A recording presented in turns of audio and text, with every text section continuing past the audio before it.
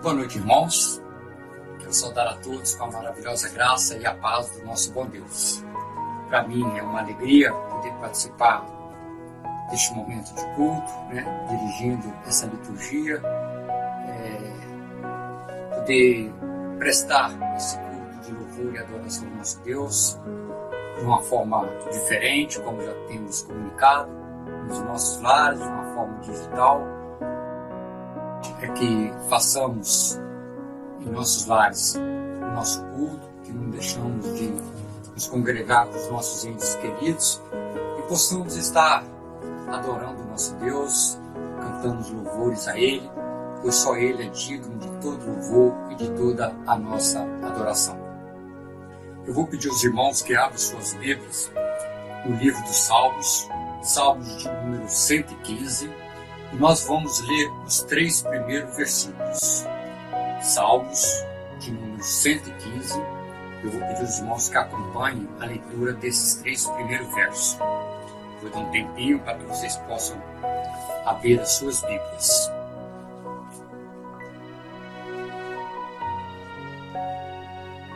Honras somente a Deus. Não a nós, Senhor, não a nós, mas ao Teu nome da glória, por amor da Tua misericórdia e da Tua fidelidade. Porque diriam as nações, onde está o Deus deles? Nos céus está o nosso Deus, e tudo faz como lhe agrada. Este salmo, a Bíblia de Genebra vem falar que é um salmo, esse é uma liturgia para a adoração pública.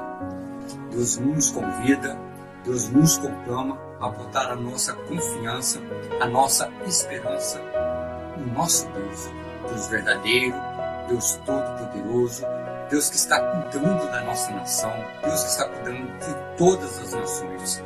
Esse salmo, ele nos ensina que nós não devemos estar botando a nossa esperança em homens, não devemos estar botando a nossa esperança em governadores, mas botar a nossa esperança naquele que tem poder, para cuidar das nossas vidas.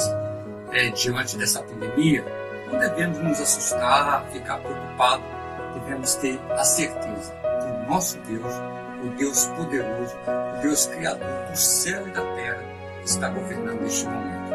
E Deus nos convida, através desse salmo, a prestar o nosso culto, o nosso louvor, a nossa adoração a Ele. Eu convido os irmãos para abrir os seus naves ou acessar de forma digital, no seu celular, no seu tablet, o hino de número 3. E nós vamos estar louvando o nosso Deus, acompanhando pelo nosso celular.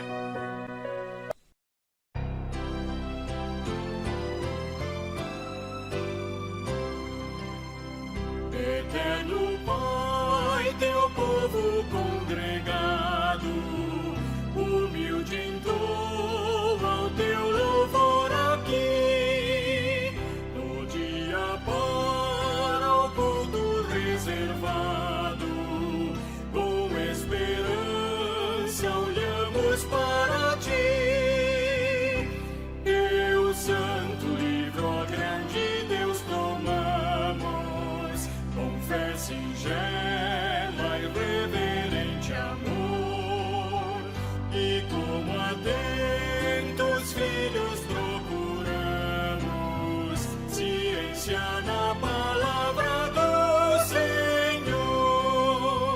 Jesus, aos teus benditos pés sentados, queremos teu conselho receber, e sendo por ti mesmo doutrinados, de mais em mais na santa fé crescer, do mundo e seus encargos retirados, queremos descansar em ti, Senhor, mirando os ricos bens entesourados, da plenitude do teu vasto amor.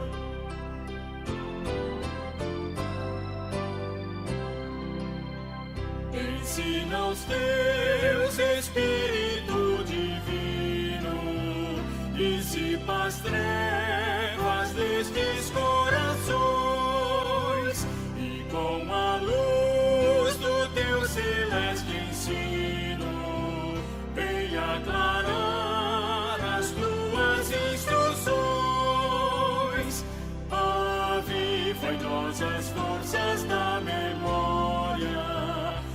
sempre mais queremos conhecer o Rei dos céus, o Cristo cuja glória eleva os santos anjos de prazer. Amém.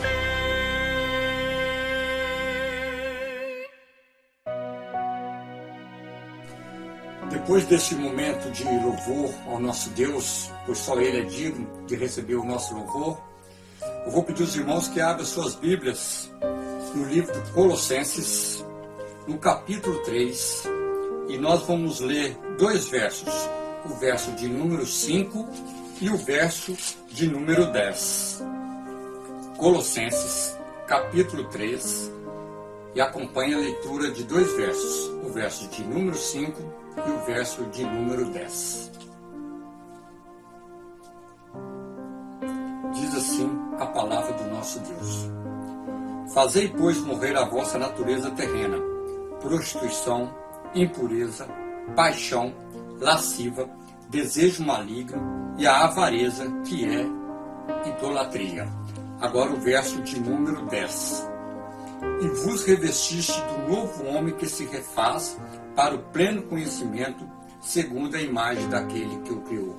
Deus nos convida a largar o velho homem de lado, aquelas práticas que desagradavam a Deus.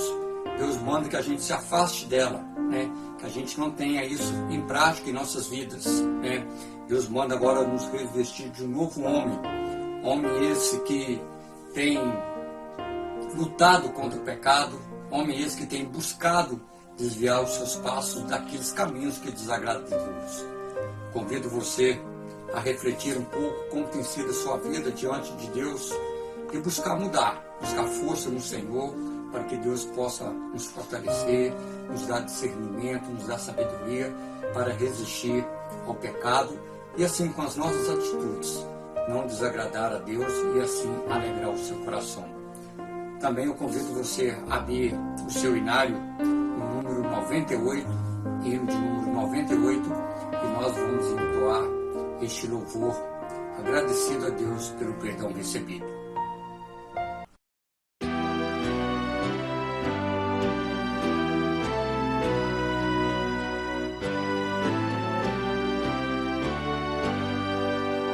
Não há condenação, assim diz o Senhor, pois temos ante o tribunal perfeito defensor. Não há condenação, o justo e santo Deus aceita Cristo mediador, que entrou por nós nos céus. Não há condenação, repousou a alma aqui. É Cristo quem na cruz morreu, deu advogado ali.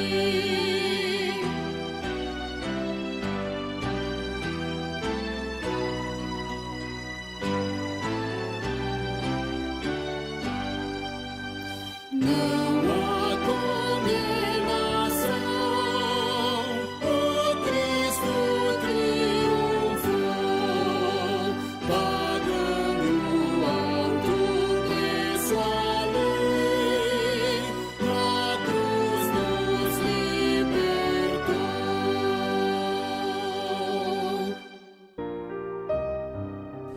Para o nosso momento de louvor, eu convido os irmãos a abrir as suas Bíblias nos Salmos de número 103 e os irmãos acompanhem a leitura somente do primeiro verso. Salmo 103, primeiro verso deste salmo. Diz assim a palavra do Senhor: Bendiz, ó minha alma, ao Senhor, e tudo que há em mim, bendiga ao seu santo nome. Nós vamos acompanhar agora um vídeo das crianças, que trará uma apresentação. Em seguida, nós vamos continuar louvando nosso Deus com o hino de número 38.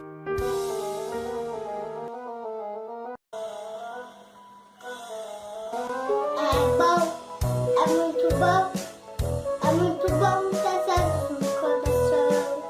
É muito bom ter Jesus no coração. É muito bom ter Jesus no coração. É muito bom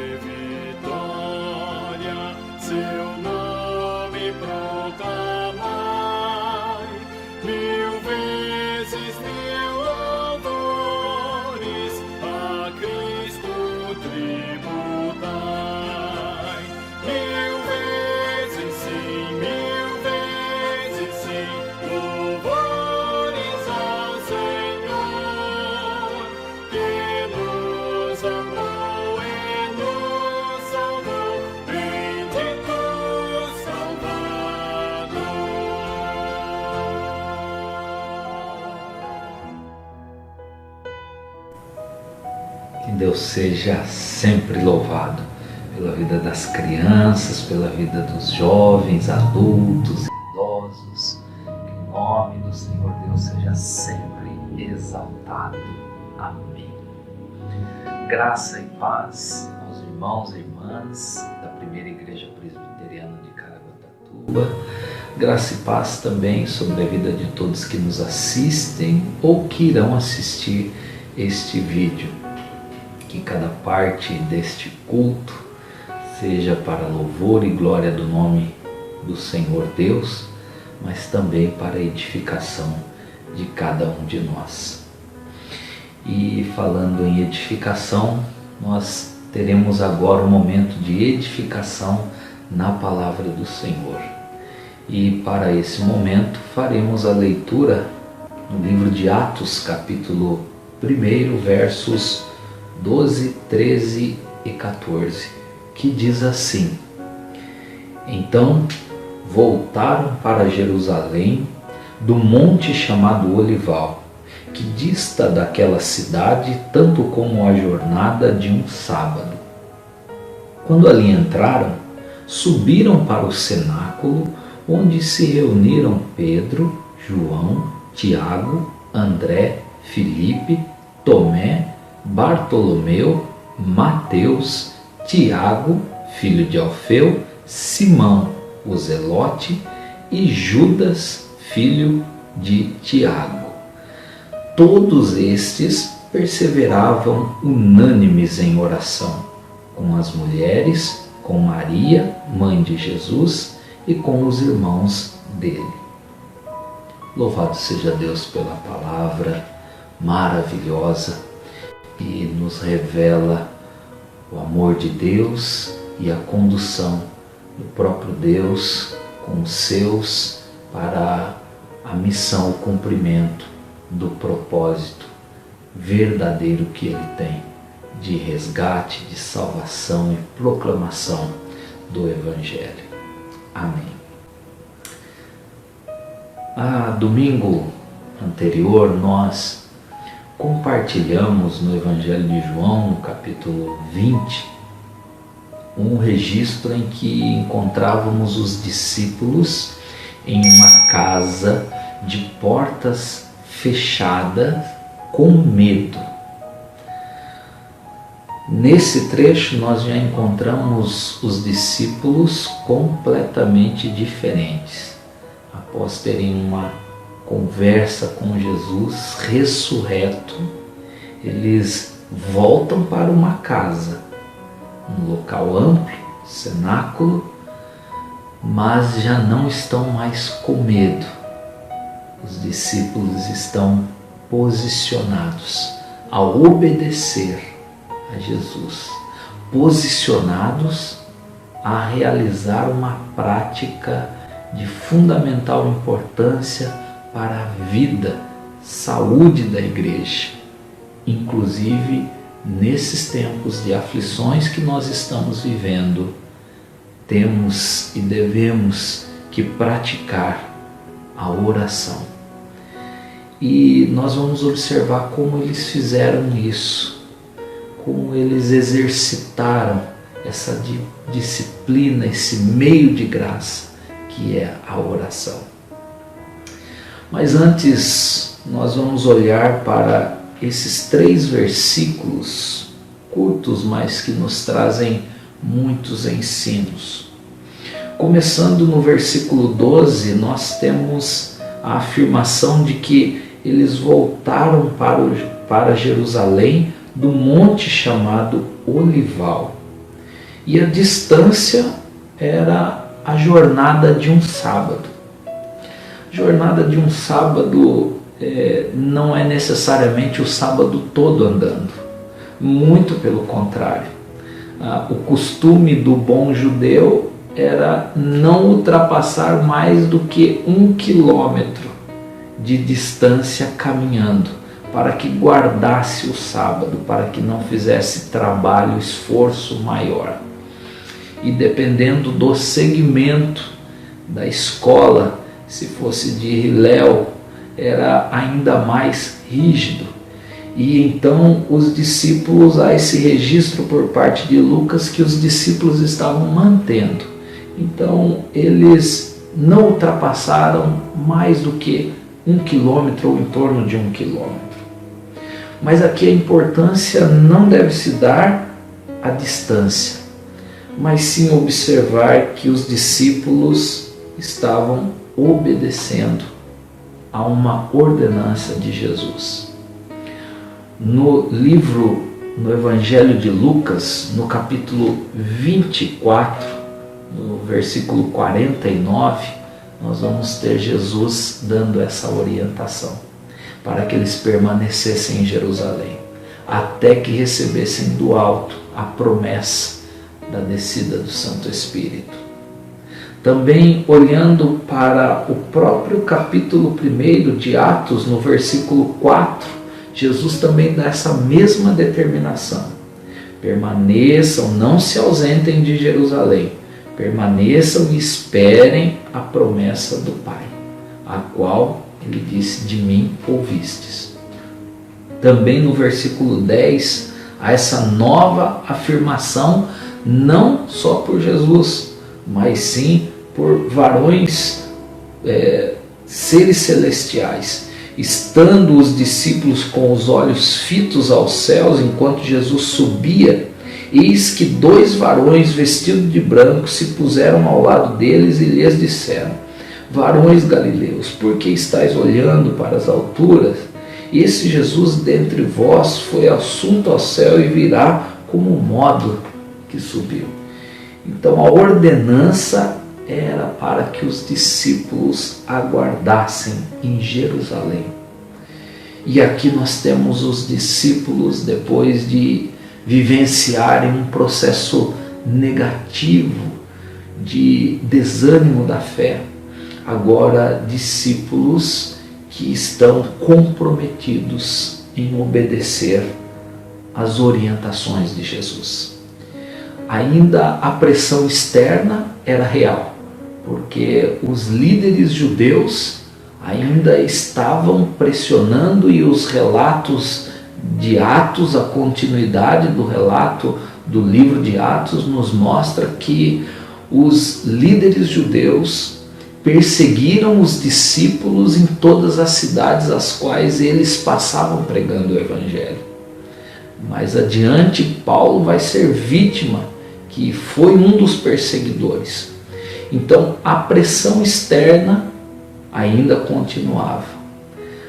O fator externo estava presente, não havia mudado, mas internamente esses discípulos já haviam estado com o Mestre e agora não nutriam mais o medo, não nutriam mais a desesperança, eles estavam agora dispostos a obedecer. Devemos olhar para o nosso viver e examinar se estamos desenvolvendo um processo negativo de desânimo na fé diante das circunstâncias externas, ou se estamos em constante contato com a palavra de Deus e com o Cristo ressurreto, e assim nutrirmos e sermos desenvolvidos para a obediência, a disposição em manter a obediência. Seguindo o texto, diz que eles subiram para um cenáculo e estava reunido ali os 11. O primeiro destaque em relação à reunião dos 11 é que aqui ficava notório a ausência de Judas, que já havia cometido o suicídio, que já havia ido para a perdição. Os discípulos certamente estavam abatidos também por esse motivo. Os discípulos certamente ou inevitavelmente sentiam a ausência. A ausência de Jesus superada pela presença do Cristo ressurreto. mas eles já não estavam mais como antes, entre 12 seguindo a Jesus. Tanto é que a partir do versículo 15 nós temos os discípulos reunidos com mais 120 pessoas, e Pedro se levanta e diz que necessário era compor a vaga de Judas. Então a ausência que era suprida, além da pressão externa, da perseguição dos líderes judeus, também tinha uma lacuna interna, uma ausência sentida, e todo o impacto causado pela traição de Judas. Então, pressão externa, sensação e sentimento de ausência, um sentimento e uma consciência de que faltava alguém, não estavam sendo suficientes partes negativas para que esses discípulos mantivessem uma postura de obediência e mantivessem um objetivo de oração, de consagração para o cumprimento da missão a qual o Senhor Jesus lhes incumbiu. Mas antes de falar da oração e do cumprimento da missão, ainda olhando para a lista dos nomes, nós temos aqui uma lista diferente das quais apresenta o Evangelho de Mateus e de Lucas. Aqui nós temos uma sequência quase que apresentando a ordem no sentido de liderança. Pedro aparece em primeiro, João, Tiago, André. Pedro, João e Tiago já apresentavam por várias vezes serem aqueles que acompanhavam Jesus de mais perto. Quando Jesus curou a filha de Jairo, os três estavam presentes. Quando Jesus passa pela transfiguração no monte, os três estavam presentes. Quando Jesus vai orar no Getsemane, ele chama os três para mais perto de si. Então aqui nós já encontramos uma ordem. Pedro como um líder neste momento, João e Tiago também, e os demais presentes, todos aqui. Eles estavam presentes, não somente eles, versículo 14 diz que eles estavam ali e também presentes estavam as mulheres, Maria, mãe de Jesus, e todos os irmãos de Jesus. Ali estavam presentes os discípulos, estavam presentes mulheres, estavam presentes a mãe de Jesus e os irmãos de Jesus. Ou seja, estava um grupo de pessoas, uma igreja reunida.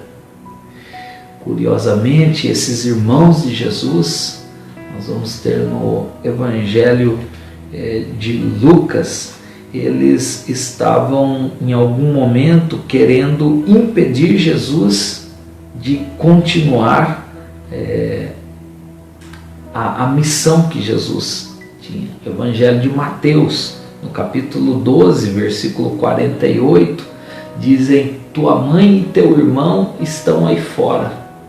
E eles foram lá com o intuito de tirar Jesus daquele momento que Jesus estava pregando o Evangelho e estava confrontando as autoridades judaicas. E agora estão aqui, juntos, unânimes em oração, com os 11. E nessa parte de estarem unânimes em oração, cabe uma observação mais acurada deste momento. Comentando esse texto, Calvino disse que esse deve ser o padrão da oração da igreja. Perseverantes e unânimes, em perseverança e unanimidade. Esse termo perseverança, ele aparece 11 vezes no Novo Testamento. E 10 das 11 vezes aparece nos escritos de Lucas, tanto no Evangelho como no livro de Atos. Somente Paulo vai usar uma outra vez esse termo de perseverar em oração. Então é muito importante observar no registro de Lucas que narra a real condição da igreja. Estavam em perseverança e unanimidade. Olhando para a perseverança, nós vamos ter inúmeros relatos de pessoas no contexto, nos relatos bíblicos, que perseveraram. Perseverança está relacionada com a paciência. E iniciando textos bíblicos no Antigo Testamento, no livro de Gênesis, nós temos vários relatos de homens e mulheres que esperaram. Nós temos vários relatos de Abraão e Sara esperando Isaac, sendo Sara estéril. Nós temos também Jacó e Rebeca também esperando, mesmo Rebeca sendo estéril. Nós temos relatos de mulheres esperando o milagre de Deus, mulheres estéreis que estavam esperando um milagre de Deus e esperaram e clamaram perseverantemente. Então, perseverança não é um termo, nem um conceito, nem uma prática comum e fácil ao ser humano. E nos nossos dias mais difíceis ainda. A perseverança, ela é apresentada em todo o relato bíblico, Antigo Testamento como no Novo Testamento, algo que está para além da cronologia humana. A perseverança é manter-se firme e esperando a vontade de Deus, e não que Deus faça a nossa vontade. Todos os homens e mulheres que perseveraram, esperaram a vontade de Deus. E perseveraram em insistência, em persistência. Nós temos Jesus contando a parábola do juiz iníquo, onde a viúva persevera e insiste a ponto do juiz iníquo atender o pedido dela. E Jesus apresenta ali, se um juiz iníquo atendeu o pedido da viúva, quanto mais Deus, sendo um juiz bom, não atenderá pedidos dos seus. Porém, a perseverança se faz necessária. Porém, não é aquele que pede, que decide quando obterá o atendimento da sua solicitação. E nem tampouco se terá o atendimento. A perseverança significa insistir sem desistir. Perseveravam unânimes em oração. Os discípulos aqui não tinham senão a palavra de Jesus para crer. Já haviam obedecido e agora estavam crendo e perseveravam que haveria descida do Santo Espírito que iria capacitar eles para a boa obra a qual Jesus já havia prometido. Então estavam em perseverança.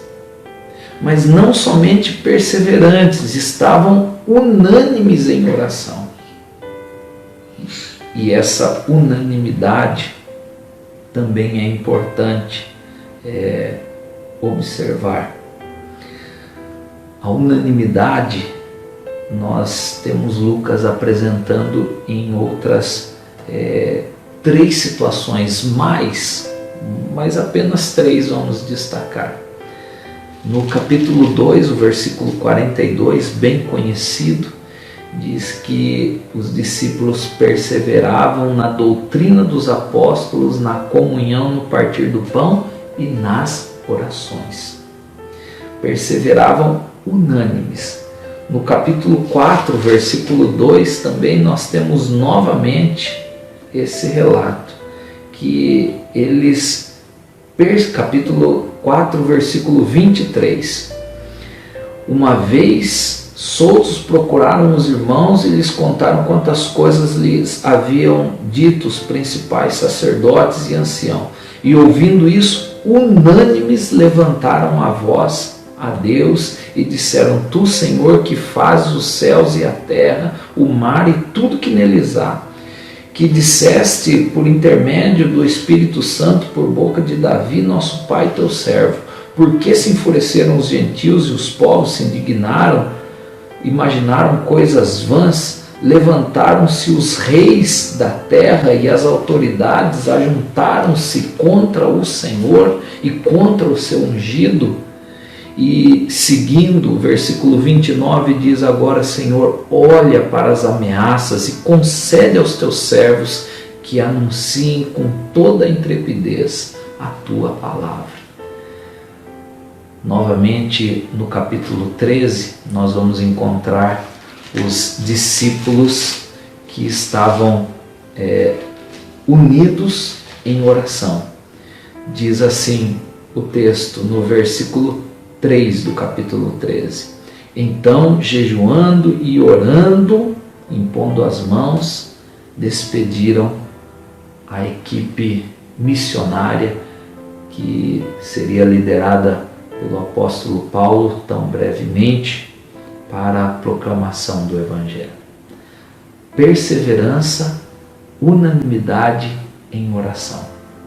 E essa perseverança unânimes, ela tem a ver com a unidade de mente. O apóstolo Paulo vai trabalhar esse conceito mais amplamente, para que pensem do mesmo modo. Aqui estavam os discípulos unânimes, perseverando em oração, mas não cada um pedindo uma coisa. Unânimes em oração não era todos juntos e cada um orando por uma coisa. Não, estavam todos juntos e todos pedindo a mesma coisa. Que fossem capacitados por Deus, que fossem preenchidos pelo Santo Espírito, para que tivessem a verdadeira paz e a verdadeira capacitação para proclamar o Evangelho. A igreja reunida, composta de líderes, os discípulos, os apóstolos, juntamente com mulheres, por que não dizer com crianças, com a família de Jesus, e uma assembleia de 120 pessoas, estavam perseverando, não desistiram, estavam unânimes, em uma unidade de mente e de propósito, pedindo a Deus para que fossem capacitados com capacitação do alto para proclamar o reino de Deus, para falar para toda a sociedade da época que havia esperança sim, e que a esperança estava em Cristo Jesus, o Senhor, o Salvador. Eles não estavam em uma condição fácil, estavam vivenciando pressões externas, estavam vivenciando pressões internas e estavam ainda assim obedientes a Jesus, ainda assim organizados em unidade, com um só propósito, perseverando, insistindo, para que a soberana graça de Deus fosse derramada e que eles pudessem vivenciar o propósito de servir, serem úteis na proclamação do reino. Que essa seja uma verdade para a igreja dos dias de hoje. Que a igreja esteja unida em um só propósito. Se a sociedade, se o governo, se as camadas sociais se dividem e discutem e cada um tem interesse próprio e particular, que a igreja se una em um propósito de ser capacitada por Deus para a proclamação do reino, para a verdade de que o homem, o ser humano, necessita desse auxílio advindo do alto para ter a reconciliação, para ter essa paz e atitudes de amor, de solidariedade, de generosidade, como logo em seguida esses discípulos terão. Uma atitude de generosidade em meio a um momento de crise. Que a igreja do Senhor seja capacitada pelo próprio Deus para, em unidade, proclamar o reino, o Evangelho. Que Deus assim abençoe grandemente a sua vida, a vida da sua família, a vida da igreja do Senhor na terra. Amém.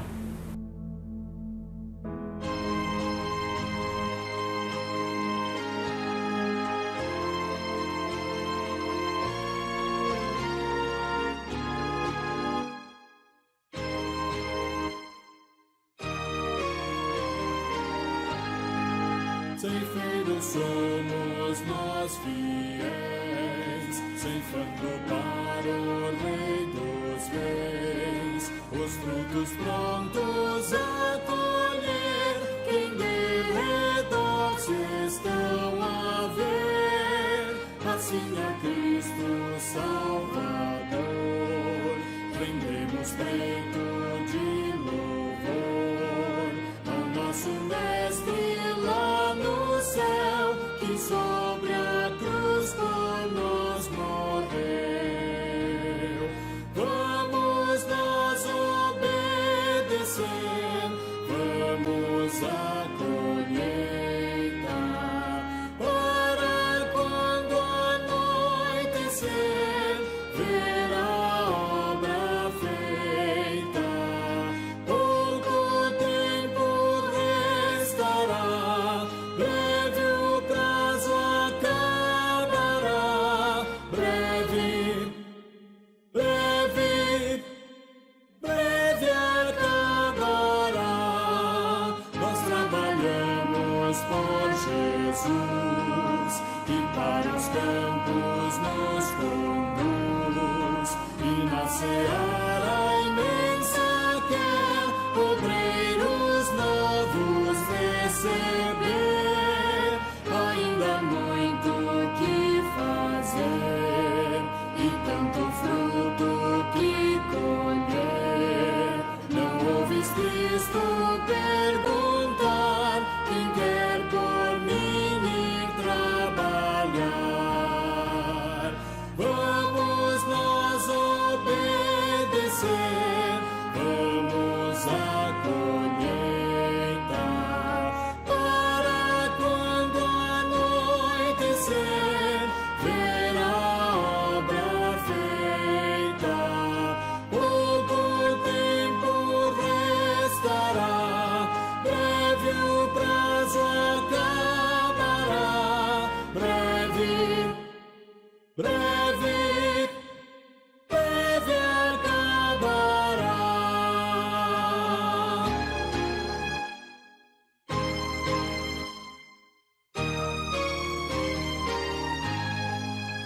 estão as horas a fugir.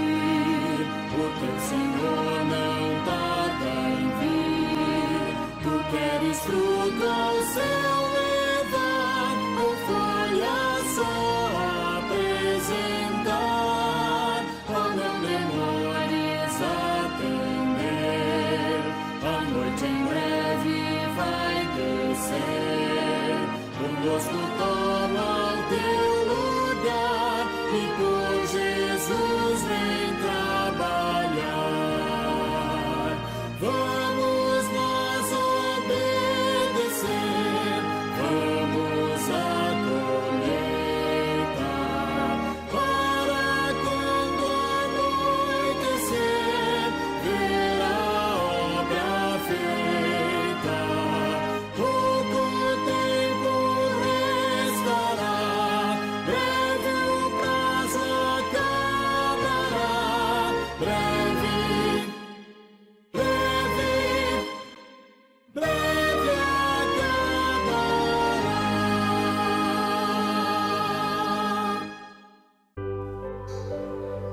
Oremos, agradecendo a Deus por este culto. Santo e soberano Deus, nosso bendito e maravilhoso Pai Celestial, rendemos-te graças pela vida, rendemos-te graças pela oportunidade de prestarmos a Ti o culto. Mesmo impedidos de nos encontrarmos pessoalmente, podemos utilizar desses recursos digitais para, em comunhão, prestar a Ti o culto que é devido, em adoração, em inteireza de coração, de ser, que o Senhor receba a adoração de cada um em seus lares. Ó Deus, também clamamos que Tu venhas a manter em nós a Tua graça, a Tua misericórdia, conduzindo-nos a servir cada vez mais o Senhor, independente das circunstâncias. Com o Teu Santo Espírito guiando a nossa mente, o nosso coração, a fazermos a Tua vontade, a estarmos juntos, perseverando, unânimes, cumprindo a Tua vontade e o Teu querer. Nós Te pedimos a Tua misericórdia sobre não somente a nossa igreja, mas todos os da fé espalhados em todos os lugares, que anunciem a esperança que está no Senhor. Deus, clamamos pelos governantes, pelas diretrizes, que o Senhor visite corações também daqueles que estão nos postos de administração e têm que ter tomadas de decisões.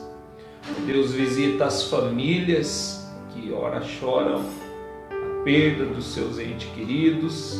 Visita, Senhor, aqueles que sofrem. Dê força, ó Deus, ao Teu povo, à humanidade que padece deste mal tão grande. Revela a Tua graça e o Teu amor, e que cada um de nós perceba o propósito maior que o Senhor tem. Nós oramos e agradecemos no precioso nome de Jesus. E agora, queridos irmãos e irmãs, que a maravilhosa graça do Senhor e Salvador Jesus Cristo, o amor de Deus, o eterno Pai Celestial, a comunhão, o conforto, a sabedoria e o guiar do Santo Espírito seja sobre cada um de nós e sobre todo o povo de Deus espalhado em toda a terra, hoje e para todo sempre. Amém e amém.